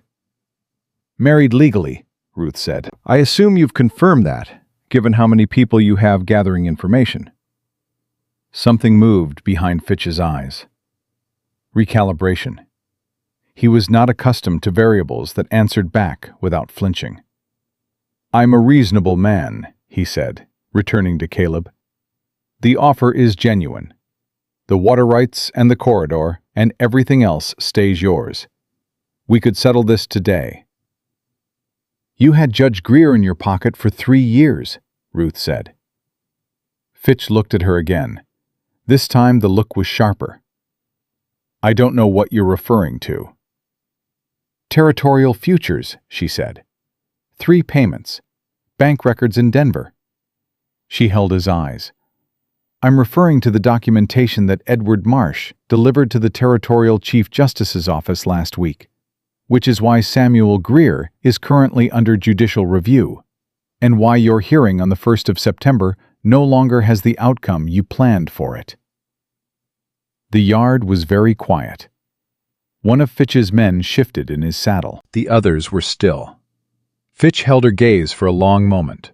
Something worked behind his face, calculations running fast and deep. He was, Ruth understood, genuinely intelligent. Intelligent enough to know when a position had changed. Intelligent enough to be dangerous about it. "You seem like a smart woman," he said, and his voice had dropped to something quieter. Something that was not a shout, and was worse for it. "Smart enough to understand that this valley is a considerable distance from anyone who would come running if called." "And that," Caleb said, and his voice had gone to the place it went when there was nothing left to negotiate. Flat and final and absolute. "Is as close to a threat as you get to make on my property." Fitch held Caleb's gaze. Then he looked at Ruth one final time, and she let him look. She gave him her full face, with nothing on it except certainty, and she held that until he was the one who moved. He turned his horse. "Think about the offer," he said over his shoulder. "Contact us through your attorney," Ruth said. "Whatever attorney you have left." Fitch rode out. His 4 men followed. They waited until the sound of hooves had crossed the creek and faded into the trail north, before anyone in the yard moved or spoke. Tommy came around the corner of the house, where he had, Ruth suspected, been listening from the moment Fitch arrived. His face was white. "Is he going to come back?" he said. "Probably," Ruth said, "but not the same way." Tommy looked at his father. Caleb put one hand on his son's shoulder, brief and solid. "Go check the south fence line with Eli," he said. "I need to know the wire's holding." Tommy went. Eliza came off the porch and stood in the yard with her arms loose at her sides and looked at the trail where Fitch had gone. "He was scared," she said. "Under all of it. His hands were tight on the reins." "Yes," Ruth said. "He was." "Good," Eliza said, flat and certain. Then she went back inside. Caleb looked at Ruth. Something had arrived in his face that hadn't fully been there before. Not relief, something more complicated and more permanent than relief. "Write to Marsh tonight," Ruth said. "Everything. Fitch's presence, the offer, the implied threat, the exact words. Date it, time it, names of the men with him, all of it." "I know," he said. "I'll write the companion account," she said. "2 witnesses' versions of the same event carry more weight than one." He looked at her for a moment. The summer afternoon pressed around both of them. A hawk turned slow circles somewhere overhead. "You were making a list," he said, while he was talking. "I'm always making a list," she said. "While a man was threatening you." "While a man was revealing his remaining options," she said. "It's not the same thing." She started toward the house. "He came here himself. That means something." "It means he's feeling the pressure. It means he's running out of moves that don't require him to be personally visible," she said. "Men like Fitch don't ride 40 miles and show their face unless they've exhausted the alternatives that keep their name off the record. He came because he's losing, and he knows it. And he thought he could frighten us into settling before we finish winning." She paused at the porch steps. He was wrong. The trouble came from a direction none of them had anticipated, the way the real trouble always did. A week after Fitch's visit, a woman arrived at the valley entrance on a rented horse. Eli brought the message to the house, and Caleb went still in a way that Ruth had learned to pay close attention to. The stillness that meant something had arrived that he hadn't prepared himself for. "Who is she?" Ruth said. "Her name is Catherine Aldridge," he said. "Margaret's older sister." He set down the bridle he'd been mending. "She didn't come to the funeral. She didn't come the year after. She didn't write." A pause. "She thought Margaret had married beneath her. She cut contact the second year of the marriage." Ruth absorbed that. "Why is she here now?" "I don't know," he said. His jaw was tight. "But I intend to find out." He started for the gate. Ruth, after a moment's consideration, followed. Catherine Aldridge was perhaps 55, well-dressed for travel, with the posture of a woman accustomed to being received well, and the sharp eyes of someone who had rehearsed this encounter and intended to control it. She looked at Caleb with the expression of a woman keeping something managed. Then her eyes moved to Ruth, and the management shifted, new information arriving faster than the rehearsal had accounted for. "Caleb," she said. "Careful." Catherine. No warmth, no hostility, the exact middle. "I've come about the children," she said. Her eyes moved to Ruth. Everything in the yard tightened. "I've heard there have been difficulties. Men on the property." "Legal matters." She lifted her chin. "Margaret's children should not be in a situation of danger." "Margaret's children," Caleb said quietly, "are safe. I'd like to see them." "You haven't come to see them in 4 years," he said. "You didn't come when their mother died. You didn't write when Grace was born." Color rose in Catherine's face. "Circumstances prevented it," Caleb said. "Yes." Ruth stepped forward. "The children are in the house," she said. "Eliza is at the table doing her arithmetic. Tommy is in the barn with Eli. Grace is reading." She paused. "She's been reading more lately. She has good comprehension for her age." She held Catherine's eyes. "You're welcome to come in. I'll put on coffee." Catherine looked at her. The assessment was thorough and not particularly friendly. "You've been here how long?" she said. "Long enough," Ruth said. "Come in, Mrs. Aldridge." The first 20 minutes were what Ruth had expected. Catherine moved through the house the way a person moves through a place they've come to inspect, noting what was there and what wasn't, looking at the curtains and the floors and the state of the kitchen and the faces of the children who lived in it. She was looking for neglect. Ruth understood this completely. She had come prepared to find it and had every intention of using it for whatever she'd decided the visit was for. She didn't find it. What she found was Eliza at the kitchen table, with her arithmetic laid out precisely, and a second set of problems she had written for Tommy to complete later. The work of a girl who takes responsibility seriously and does it correctly.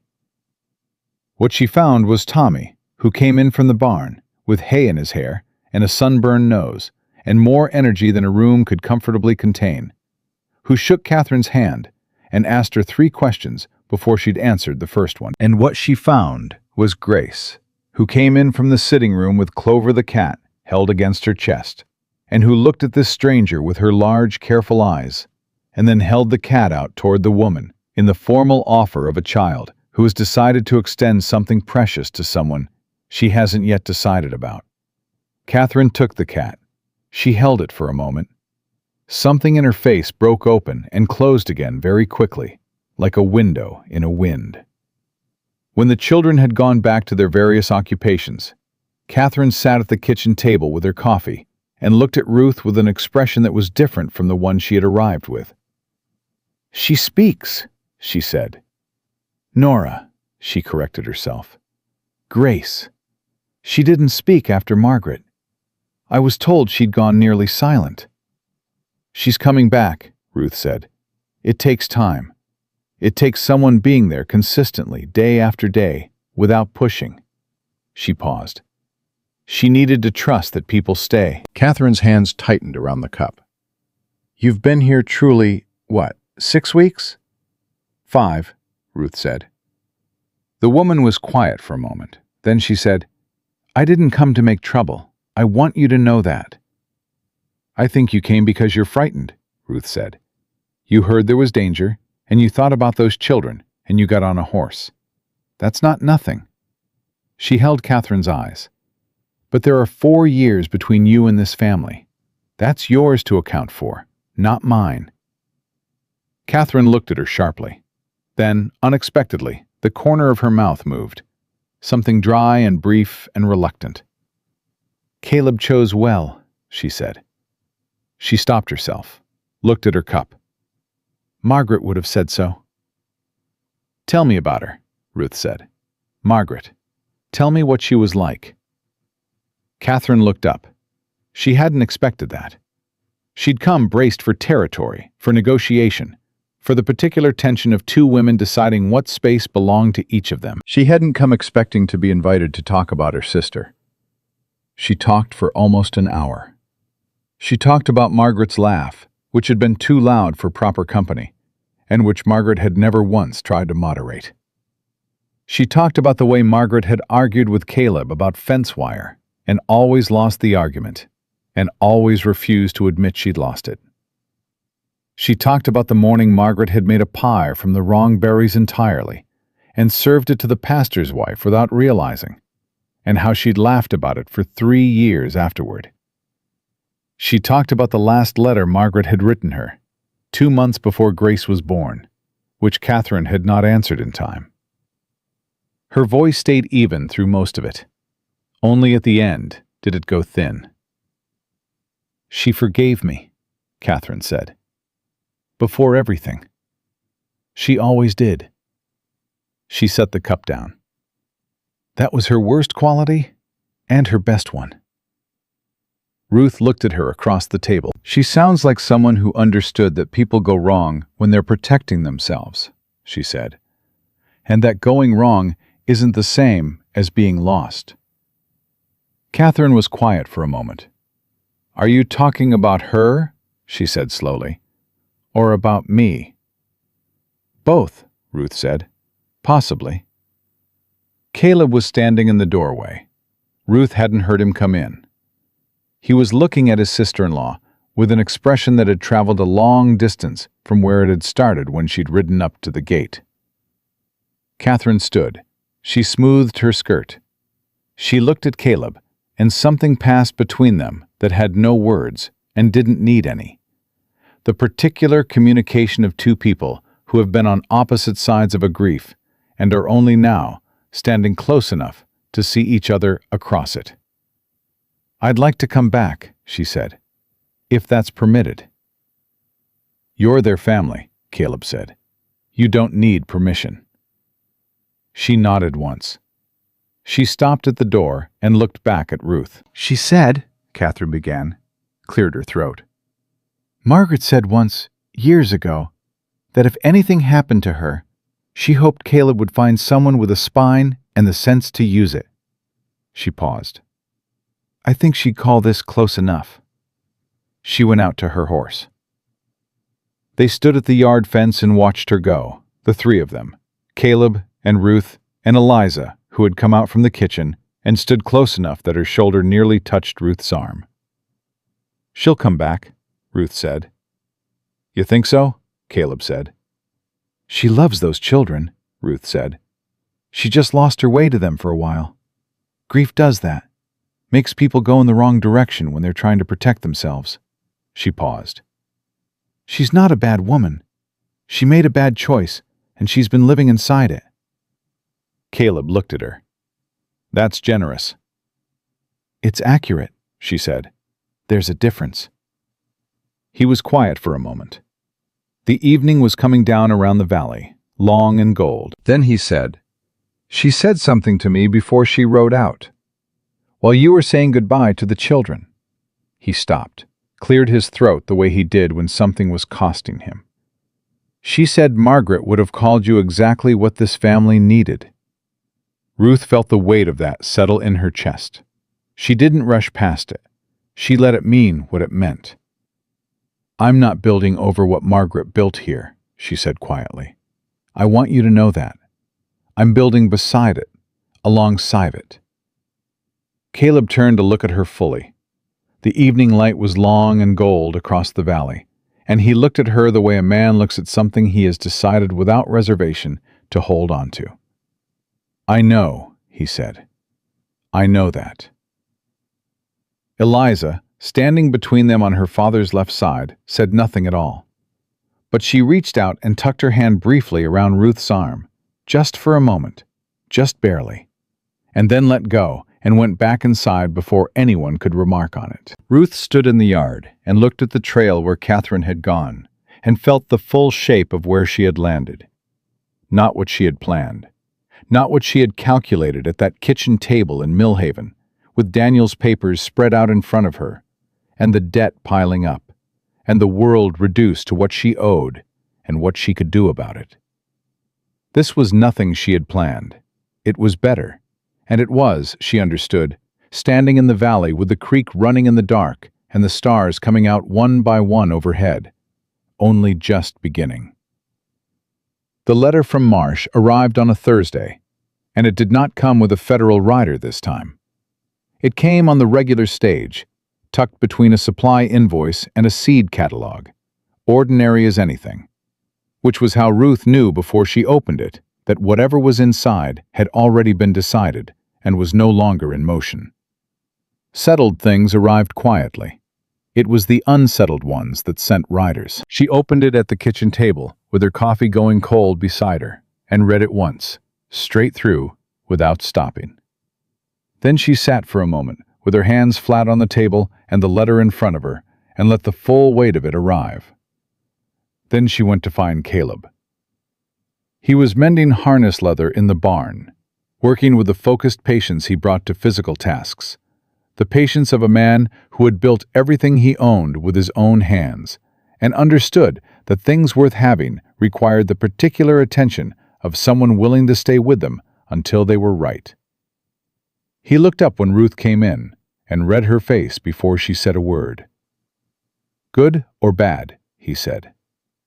"Both," she said, "and then good." She handed him the letter. He read it standing up, the harness still in one hand, and she watched his face move through surprise and then a fierce, focused attention, and then something she had never quite seen on him before, something that was close to the complete release of a weight that had been carried so long the body had forgotten what it felt like to stand without it. Marsh had done it. Not partially, not provisionally. He had done it completely. Judge Samuel Greer had been formally removed from the bench, pending a full federal investigation into his financial conduct. The Chief Justice of the Territorial Court had assigned a replacement judge, a woman from back east, and the circuit judge named Harlan Moss, who had a 30-year record of ruling strictly on the evidence and had no known connections to any railroad or landholding company in the territory. The September hearing had been rescheduled for the 15th, 2 weeks out, under Moss's jurisdiction, and Fitch's challenge to the patent, which had looked so formidable 3 months ago when Ruth had first heard the shape of it, had been substantially weakened by the evidentiary record Marsh had been building, a record that now included the documented fence cutting, the survey misconduct, the incident on the road, Eliza's precise notes, Ruth's incident reports, and a federal affidavit from the comptroller's office in Denver, confirming the payment structure that had funded Greer's cooperation for 3 years.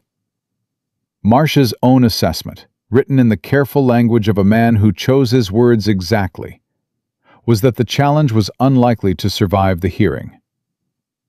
Caleb lowered the letter. He looked at Ruth. "He found it," he said. "We found it," she said. "You built it. Marsh argued it, Eliza documented the survey flags. You wrote every letter I told you to write the night I told you to write it. She held his eyes. This belonged to all of us. He was quiet for a moment. Then he set the harness down on the workbench and called toward the house, not loudly, but with the particular carry of a man who knew how sound moved across his own yard. Eliza, Tommy, come out here. They came, Eliza first, wiping her hands on her apron, her expression already alert in the way it always was when her father used that particular voice. Tommy behind her at a run, arriving 3 steps faster than was dignified and not caring. Grace came last, appearing in the barn doorway with Clover under her arm, and her large eyes moving between the faces of the adults to read what they were saying before they said it. Caleb held up the letter. Marsh filed, he said. Greer's gone. New judge. Hearings on the 15th. He paused.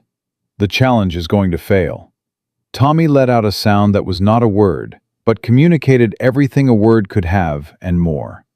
He grabbed Eliza's arm. Eliza pulled her arm away with the automatic reflex of an older sister who does not permit this.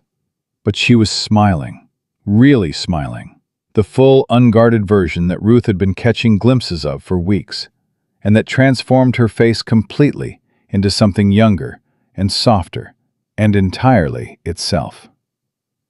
Grace walked across the barn to her father and put her arms around his waist and held on. Caleb put one hand on the back of her head and held her back and closed his eyes for just a moment. Just one. Ruth watched this and felt something move through her chest that she did not try to manage or contain. She let it be there. She had earned the right to let it be there. It was Tommy who broke the silence, because Tommy always broke silences. It was his particular gift and his family's particular cross. "Does this mean Fitch's men stop cutting our fences?" he said. "It means they'd be very foolish to cut another one," Ruth said. "Does this mean we won?"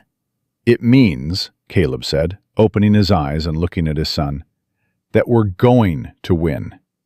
The hearing still has to happen, but yes, we're going to win." Tommy looked at Ruth. "You did that," he said, not accusingly, just factually, the way he said most things. "You wrote the letters, and you told Papa what to ask Marsh, and you read that survey order at the gate, and you saw that the judge was wrong before anyone else said it." "I had good information and a clear head," Ruth said. "That's all." "That's not all," Eliza said. She said it quietly, not looking at Ruth, looking at the letter still in her father's hand. "That's not all, and you know it." The hearing on the 15th of September lasted 4 hours. Ruth and Caleb rode into Cheyenne the day before and stayed at a hotel near the courthouse, and Marsh met them for supper that evening in the hotel dining room and laid out exactly what was going to happen and exactly what he needed from each of them, and exactly what he did not need, which was for either of them to say anything they hadn't already said in their affidavits, unless Judge Moss asked them directly. Marsh was a compact man in his late 40s, with quick eyes and ink-stained fingers, and the particular air of someone who had won more legal fights than he'd lost, and was quietly confident about this one, without being careless about it. He looked at Ruth across the supper table. "The incident reports," he said. "The rewritten ones. I want you to know I've had experienced witnesses produce worse." "I remembered what I saw," she said. "You remembered it precisely, and you organized it the way a judge's clerk would organize it, which is to say, in the exact order that answers every question a skeptical reader would ask before they get to ask it." He paused. "Where did you learn to write like that?" "I taught myself," she said, "out of necessity." Marsh looked at Caleb. Something passed between them, brief and wordless. Then Marsh looked back at Ruth. "If you ever wanted to study law properly," he said, "I know 2 attorneys in Denver who would argue over who got to take you on." Ruth looked at him. "I'll keep the observation," she said. Marsh smiled. Fair enough. Caleb said nothing during this exchange, but under the table his hand found Ruth's and held it, and she turned her palm up and held his back. And that was its own kind of conversation. Fitch's new attorney was a man named Preston Cole, brought in from St. Louis, which told Ruth everything she needed to know about how seriously Fitch was now taking the situation. Cole was skilled. She could see that from the first hour. He argued the procedural irregularity with precision, and with a genuinely impressive command of the original survey language. And there were 2 moments in the first 2 hours when Ruth felt the ground shift slightly and held herself very still and watched Marsh's face to see if he felt it too. He did, but he held. Marsh had been building toward this for months, and he had built it the way Caleb had built the valley, which was with the particular patience of someone who knows the difference between a structure that looks solid and a structure that is solid, and who has made sure every piece of his is the second kind. When he presented the Crane Survey field notes, authenticated by the Federal Surveyor's Office in Denver, when he presented the payment records connecting Greer to territorial futures, when he presented Eliza's documented survey flag positions from August, corroborated by Eli's account, and by the independent verification Marsh had quietly arranged through a federal surveyor who had ridden out to the valley 3 weeks prior. When he presented Ruth's incident reports, all of them, the fence cutting, the road confrontation, Fitch's personal visit and the implied threat, 2 accounts of each event written independently and corroborating each other on every material point. Cole objected to 4 of the exhibits. Moss overruled 3 of the 4 without discussion, and took the 4th under a 10-minute consideration before overruling that one too. When it was done, Judge Moss took a 30-minute recess and came back and ruled from the bench, which Marsh had said he might do if the case was clear enough. And the case, it turned out, was clear enough. The challenge to the patent was dismissed. The Northridge water rights remained with the deed. Senator Douglas Fitch's claim on Sweetwater Valley, which he had been building toward for 3 years, with lawyers and judges and paid riders and cut fences and 2 men with deliberate intentions in the dark, was over. Cole gathered his papers without expression. He was a professional, and he had done a professional's job, and the job had not been enough. And he accepted this the way professionals accept the verdict of a fair court, which is quietly and without drama, because drama after the fact serves no one. Fitch himself was not in the courtroom. Ruth had noted his absence when they arrived, and had filed it away and was now examining it on the other side. He had sent Cole, and he had stayed in Denver, which meant he had already calculated the odds before the hearing, and had protected his name from being in the room when the word dismissed was spoken. Intelligent, she thought again. Intelligent and finished, at least in this valley, at least with this fight. Marsh shook Caleb's hand on the courthouse steps. Then he turned to Ruth and shook hers with both of his. "The last line of the first letter," he said. "Price. I'd been circling that problem for 6 months and couldn't find the angle." He looked at her directly. "You found it in 9 days." "I had less invested than you did," she said. "Easier to see clearly when you're not carrying the weight of what you might lose." "Don't minimize it," he said. "You have a mind for this work, for the structure of it, for reading what's behind the thing before it shows its face." He paused. "The offer stands. Denver. 2 attorneys who would compete for the privilege." "I'll think about it," she said.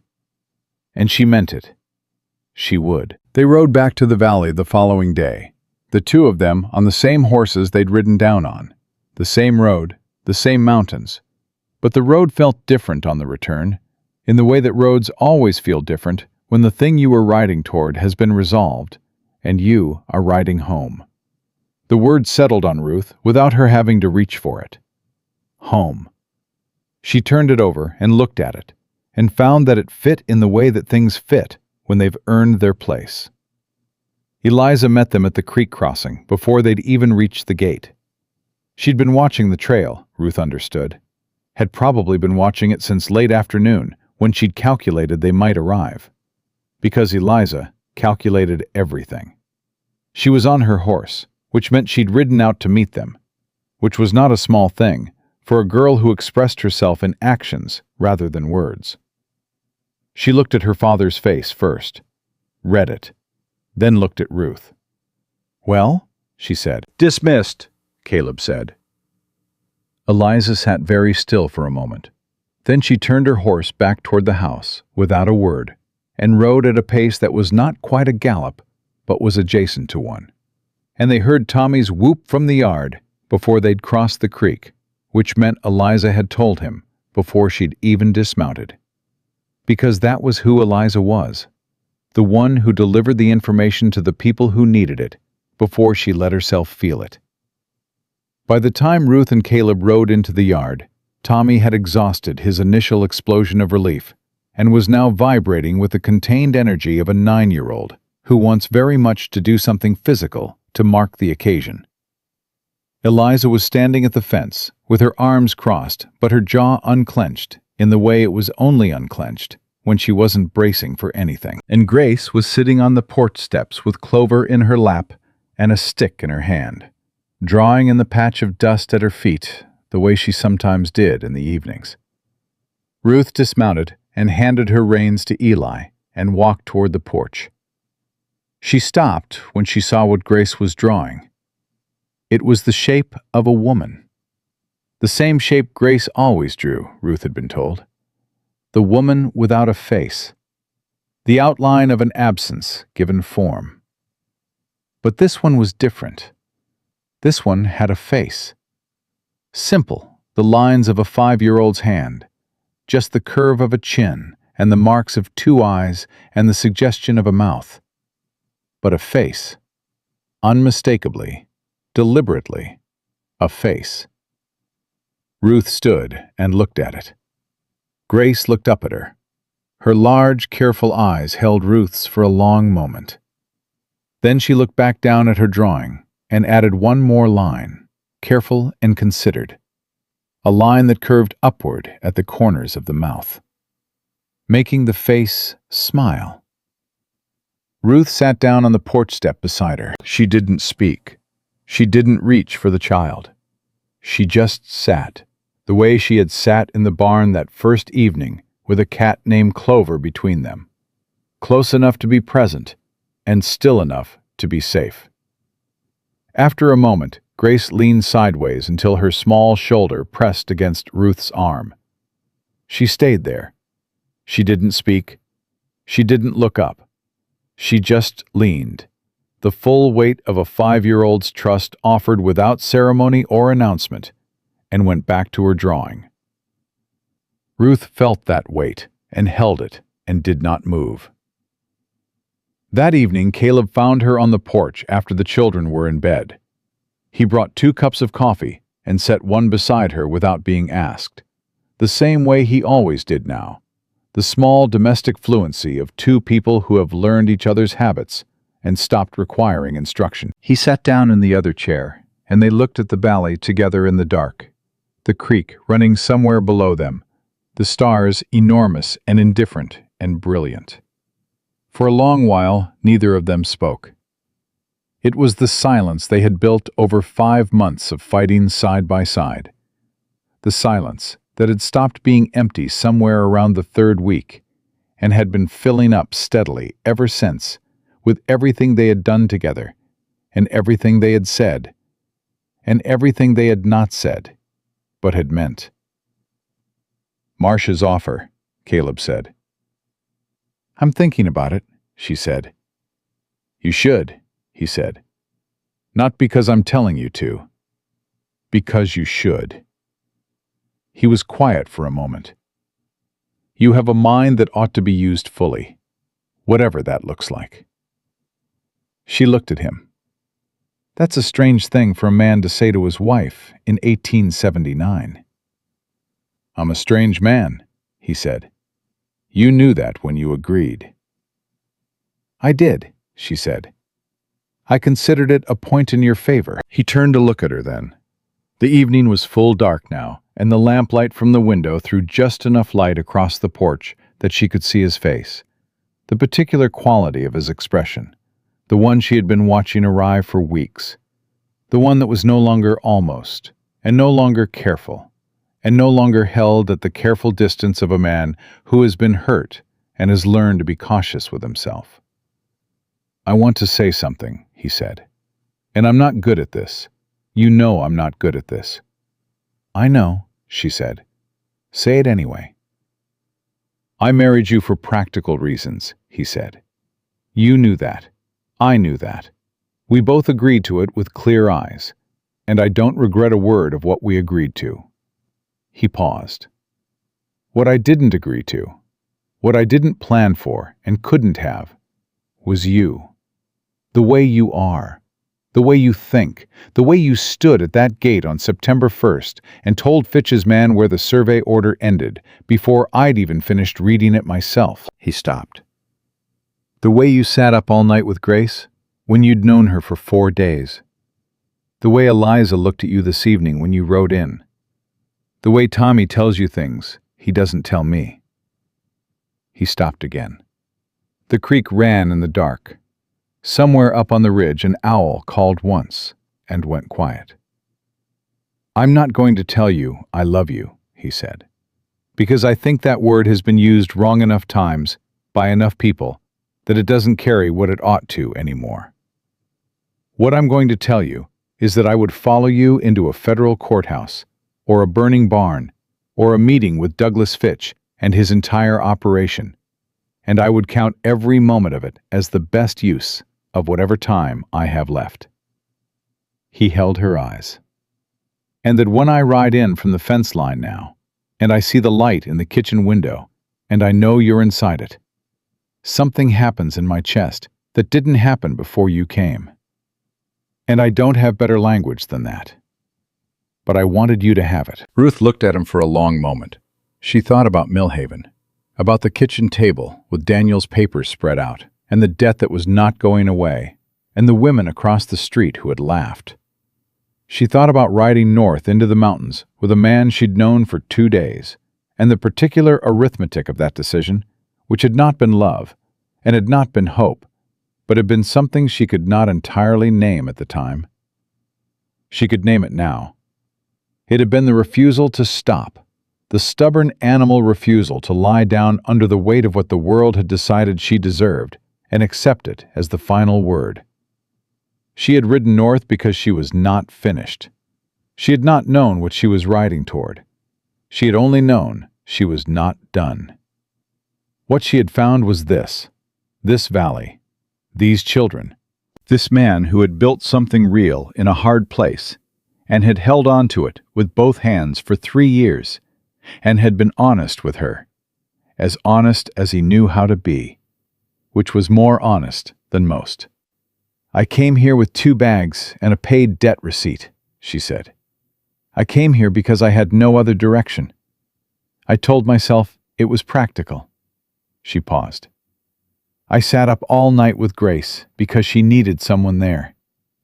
I read the survey order because someone had to. I wrote the letters because they needed to be written. I added the last line about Greer because I could see the shape of it, and it would have been a kind of cowardice not to say it." She held his gaze. "None of that was practical. I stopped being practical somewhere around the 2nd week." She paused. "And that thing that happens in your chest when you see the light in the kitchen window?" "Yes," he said. "It happens to me too," she said. "When I hear your horse on the road coming in from the pasture, when I see you with Grace, when you almost smile and then do." She stopped. "I don't have better language for it either. But I think 2 people who both don't have better language for the same thing have probably found the real version of it." Caleb reached across the space between their chairs and took her hand. She turned her palm up and held his back. They sat like that for a long time with the valley quiet around them and the stars doing what stars do, indifferent and brilliant, and entirely indifferent to the smallness of human happiness, and entirely unable to diminish it. It was Grace who found them there. She appeared in the doorway in her nightgown with Clover tucked under one arm, and the particular expression of a 5-year-old who has woken and gone looking, and found what she was looking for. She looked at the two of them, at her father's hand in Ruth's hand, at the easy quiet between them. She crossed the porch without hurrying, and climbed into Ruth's lap without asking, the way children do when they have decided a place is theirs, and settled herself with her back against Ruth's chest and the cat in her own lap, and looked out at the dark valley with the authority of someone who has arrived exactly where they intended to be. Ruth put one arm around her. Grace tucked the cat more firmly under her chin. After a moment, she said, without looking up, "Will you be here tomorrow?" "Yes," Ruth said. "And the day after?" "Yes." Grace considered this. "Good," she said. Then she closed her eyes. Caleb looked at his daughter, asleep against his wife's chest, and something moved through his face that Ruth had no name for, and didn't need one, because some things were not meant to be named. Only witnessed. They sat on the porch in the dark, long after Grace had fallen fully asleep, and eventually Eliza came out to bring her sister into bed, and did so without comment, carrying Grace with the practiced ease of a girl who had been doing this since Grace was an infant. She paused at the doorway on her way back in, and looked at her father, and then at Ruth, and then at the valley, and said, simply and without performance, "I'm glad you came," and went inside. Tommy's voice drifted from somewhere in the interior of the house. "Is it over? Can we celebrate tomorrow?" And Eliza's voice answering, "Go to sleep, Tommy." And Tommy's voice, "That means yes." And then blessed silence. Ruth looked at the dark valley.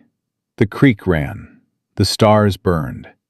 The mountains stood where they had always stood, enormous and patient and completely indifferent to the lives of the people at their feet, which was one of the things Ruth had come to love about them. They did not care whether you succeeded or failed, or stood or fell.